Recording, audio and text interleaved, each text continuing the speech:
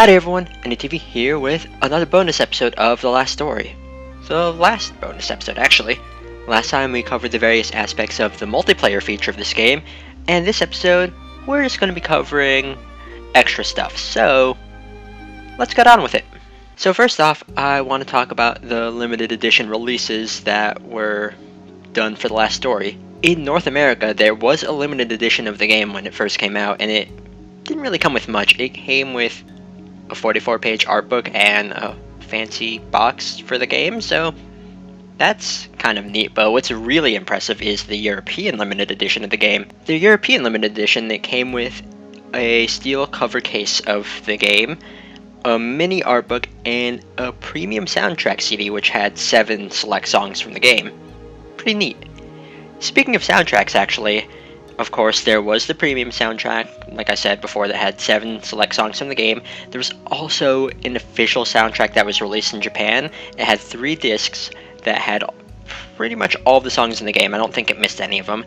Disc 1 had 15 tracks, Disc 2 it had 14 tracks, and then Disc 3 had 13 tracks. So, yeah, in total that's 42 songs. So, pretty neat.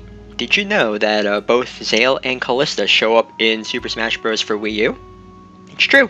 They're actually both trophies in the game, so it's pretty neat that Nintendo actually referenced this game in Smash Bros. Actually, when they were doing the Smash ballot for Super Smash Bros. 4, I actually wanted Zale to be in the game, because I think it would have been neat to see Zale in Smash, but unfortunately it never happened.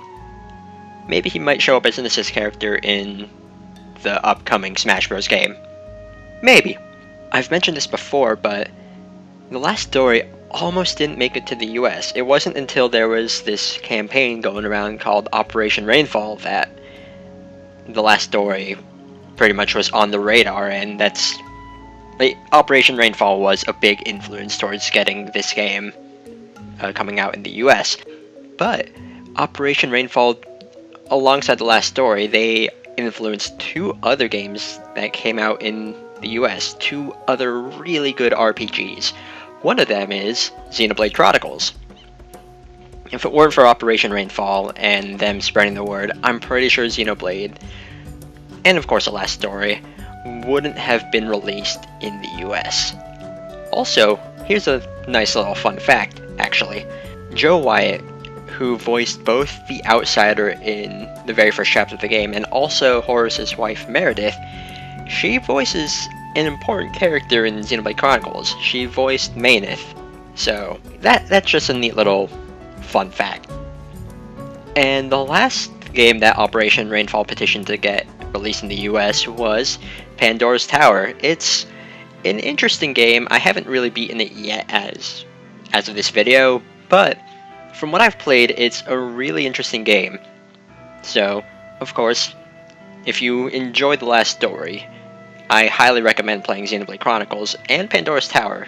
Xenoblade Chronicles is actually tied for my favorite game as of this video, so again, check out those games if you enjoyed The Last Story, because they're all really good Wii RPGs, and they were a good way to end the Wii's lifespan.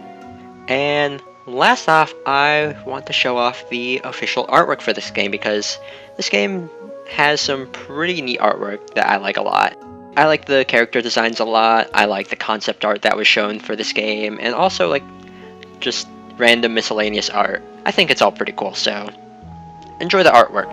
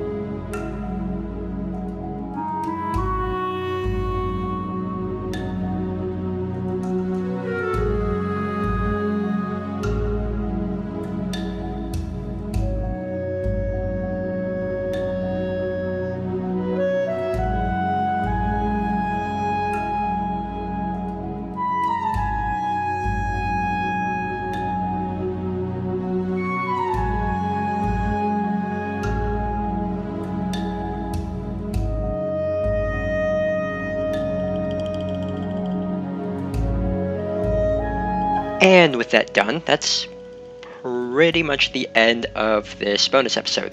It's also the last bonus episode, so yeah. Anyways, with that done, this Let's Play is pretty much over, and I hope you enjoyed it. I hope you enjoyed this Let's Play, because this Let's Play was very fun to make, and it was very much a labor of love, but it's time to end it off, so I'll end it off here, and see y'all later.